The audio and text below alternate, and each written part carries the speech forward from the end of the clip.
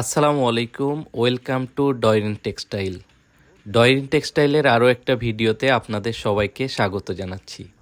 তাঁত শিল্পের ভিতর যত কাজ আছে তার ভিতর মাজন দেওয়া সবচাইতে কষ্টকর একটা কাজ, এবং এই কাজটা যে কোনো জায়গায় হয় না। এটার জন্য স্থান নির্বাচন করতে হয়। যে জায়গায় আলো থাকবে কিন্তু রোদ পড়বে না, সেই জায়গাগুলোকেই নির্বাচন করতে হয়। এবং ব্রাশ এক পাশ থেকে আরেক পাশ খুব সুন্দরভাবে ঘষা দিয়ে যেতে হয়।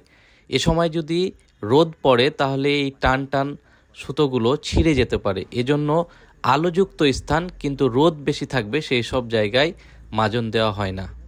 এবং তাঁতপল্লীর মানুষজন এই কাজটা খুব ভালোভাবে করে আসছে, কারণ তারা ঐতিহ্যটাকে ধরে রেখেছে। তাঁত রিলেটেড ভিডিও পেতে অবশ্যই আমাদের চ্যানেলটি আপনারা সাবস্ক্রাইব করবেন। ভালো থাকুন। আসসালামু আলাইকুম।